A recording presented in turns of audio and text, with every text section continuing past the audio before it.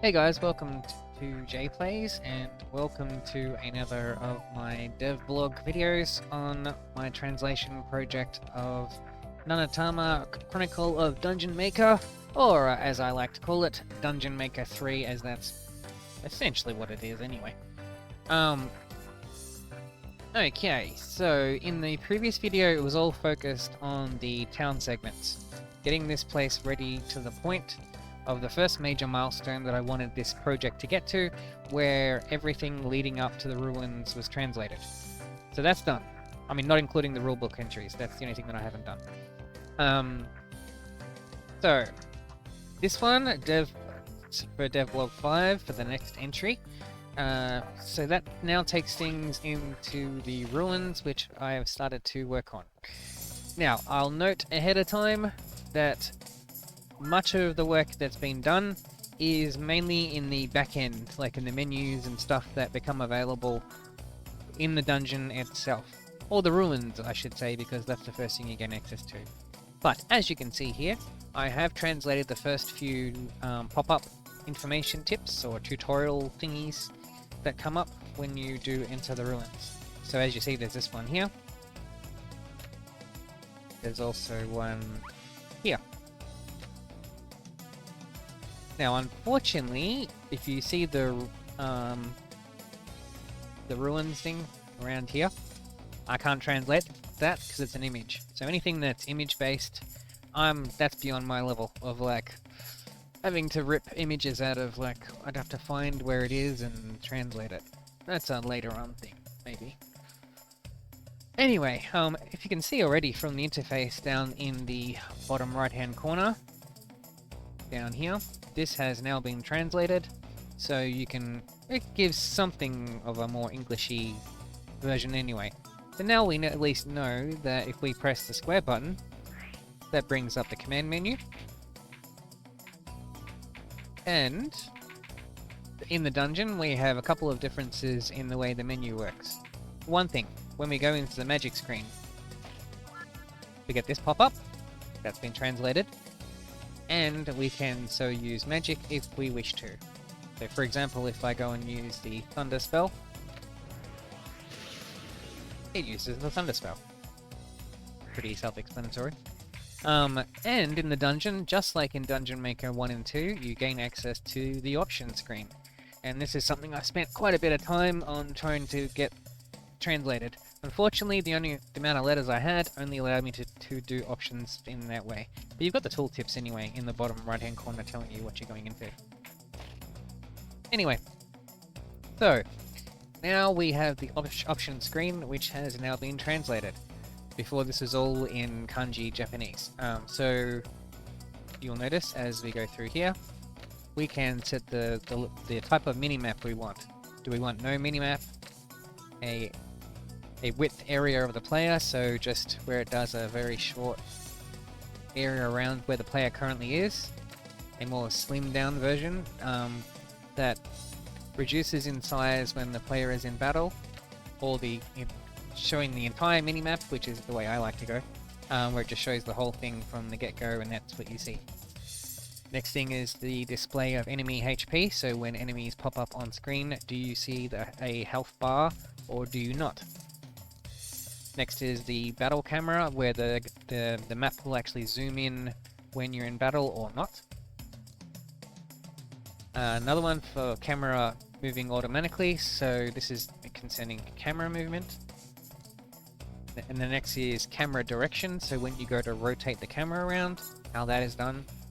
So you can choose to set this as you like. These next two are game-related settings. So what this one is, so when an enemy comes in range, do you automatically take your weapon out, or do you wait or do you have this set off so that the player would actually have to do this himself? And then weapon away, so put weapon away when no enemy. So when the enemies have gone off screen, do you take your weapon out? I mean, do you sheath your weapon? Now, I know when I played the previous two games, I just like to have the weapon out all the time until I choose to put it back in. So I would always have this as off, but you can do this as you like. Another one which I never actually, only because of translating this did I go into this, and I didn't even know this screen existed, and I checked the previous games and they had this too. I just never knew about it. So the next is the shortcut screen.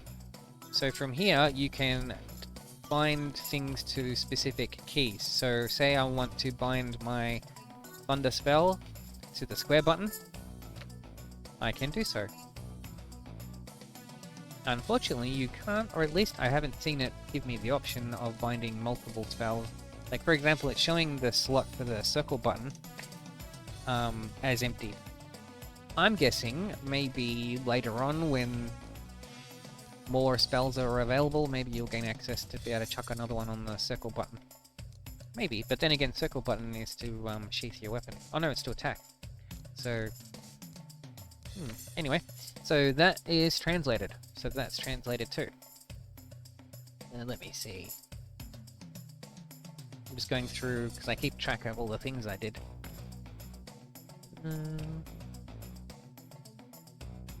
Oh, okay.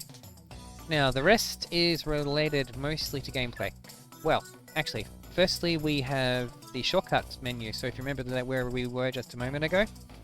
So the next thing that takes us is another thing I didn't know was in the games, but it was in the previous ones too. If you hold down the R1 button, you gain access to the shortcut menu. Now from this, we can use either, if we had bound the spell from earlier, the thunder spell, that would have been in the square location. Around there. And we can use either, from here we can use either magic or items, or medicine. Unfortunately for medicine, again, I was limited to a singular letter in kanji. And so I'm bound to only have an M for that, which sucks, but you make do with what you can.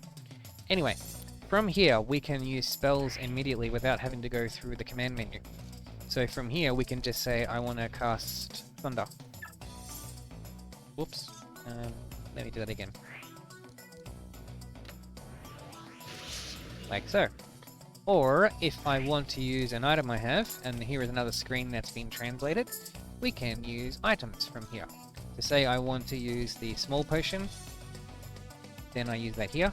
All these screens are translated, and we can do so. Also, if we want to check out on the rules that correspond to the item screen, I have now translated this rulebook entry. Okay.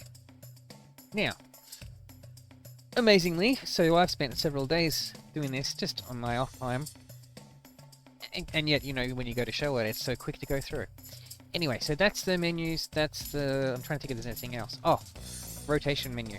So we also have another factor that, and this is one I did do in the other games, was if you want to move the screen around, you hold down the L1 button, which gets you firstly access to the ability to rotate the screen around, and there's a little, you know, button prompts in the bottom right hand corner. Again, limitations of how many letters I could do, but you can go up, down, if you want to change the height, or if you want to change the direction. I know when I played this I used to zoom it out, but if you so wanted to, you could instead just go really zoomed in. Well, to a degree anyway.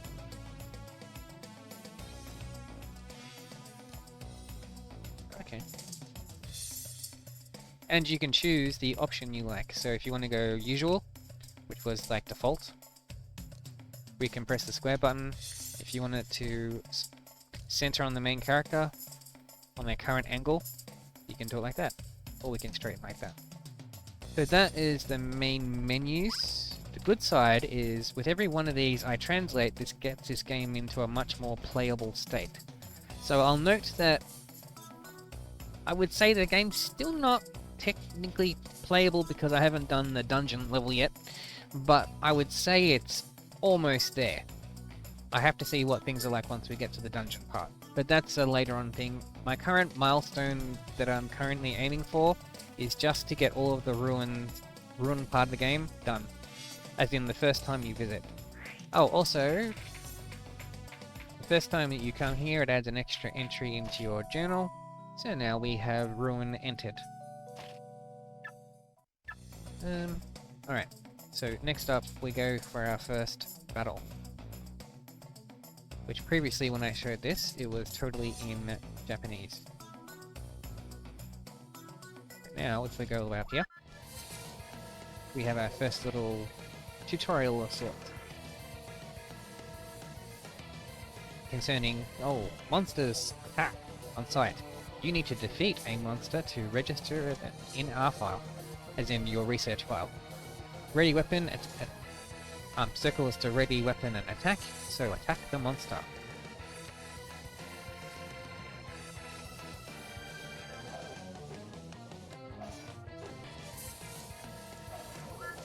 Okay, AP attack.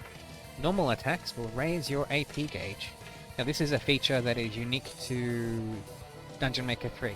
So in Dungeon Maker 3, as it says there, normal attacks will raise your AP gauge, which is below the HP meter in the bottom left of the screen. And then once you've got enough built up, you can do an AP attack. So if we look... Let me quickly see if I can run away. Ooh. Okay, this actually takes us into our next screen. So now we've killed our first monster. This brings up the next little pop-up about registering monsters. So it says, registered. Killing monsters adds new data to your R file. Update file at R lab, as in research lab, for rewards. And then it says command/R file. This is like how to access the monster file. So if we take a minute out of combat and we go here. So R file, it said, then go to M file, so monster file. This is another bit that's been translated. And we now have access to the monster file screen. So all this has been translated. So from here, we can move the camera around. If there was more entries, we could go up and down the list and change the page. And then we can also change the group with the L and R buttons. So we've already killed one type of monster. So what's this? Oh, now we have a plant category. So we have our first entry in there, but we don't know what it is because we haven't taken the data back to the research lab yet. But we have a mystery entry in here. And if we want to, we can go and look at the finer details of said monster. Now, unfortunately, again, all the stuff you see over here are all image files, so I can't change that. That's all good anyway. So now we can see drops, so from there you can see what items the monster drops. And I've translated the one item that does drop, which is like a El Rayun leaf, which is like a cooking ingredient. We didn't get it this time, but sometimes it drops. And we don't have any details on this monster yet because we haven't taken the file back to Research Lab yet. And do we want to? As I said, we can rotate the camera around.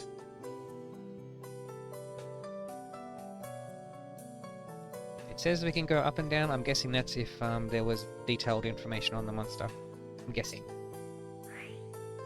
And so that's the monster screen. So the monster information screen. Or monster list, I should say. So those two bits are done. And so we're nearly about done. We'll see if we get an item drop this time. We've got two enemies to fight.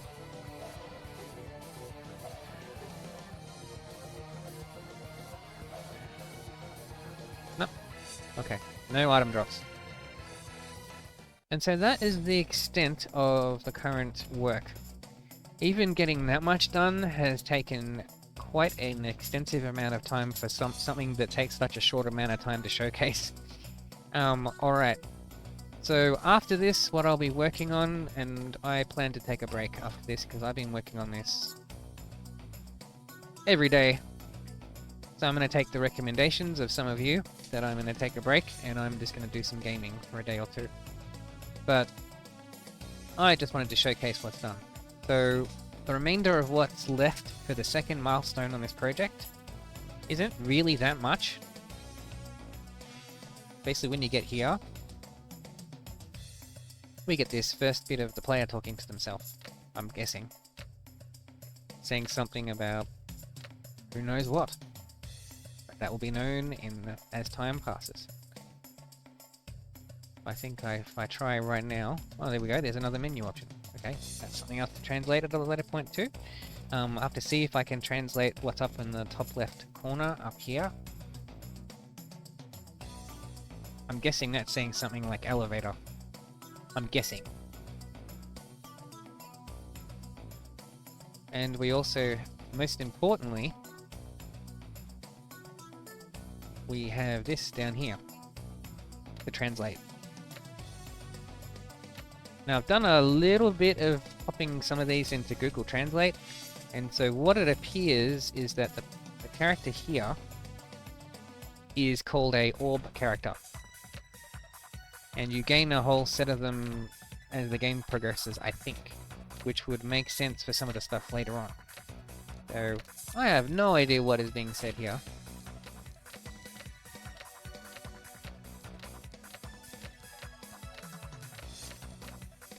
But once we get to the end of that, we gain the orb character, and we gain the next pop-up. This is another thing I need to translate. But I've seen already ahead of time, I did see what this read about, and it was saying about you have gained an orb character, which you can control and switch to whenever you want. Yeah. So once I've got this, I think there's one more pop-up to go as well. There should be a pop-up. There we go. Yeah, there's one here. And then once... I don't want to go there. So once I get to that point, this point, then this project has reached its next milestone. What will proceed after that is the next stage where you go down the dungeon. I think there's like 1 or 2 times you speak to the orb character. Place what items and place what rooms, passageways, etc. that you want down there, and then go back to town. So there's lots of milestones left to go. But this project already is in a much better state, like as in a much more playable state than before. Now, if we wanted to, technically, if you're playing from this point, well, I don't know how you'd go in the dungeon making parts of placing rooms, but oh, and there's an extra entry here. That's something else I'll need to translate. What's this one? Oh yeah, about the control of the orb character. Yeah, so that'll be in the next part. But I want to take a break and do something else for a day or two. I think I need it. But anyway, this has been really... I say all that, and it has been really fun working on this. Getting to actually see what once was completely Japanese, where I had no idea what was going on, where now I look at it and I know how the game systems work. You know, like, for example, that little... If you can see my mouse cursor, you should. Down here, now I know that's the AP gauge, and that, you know, once it has a couple of strikes on it, we can do a AP attack.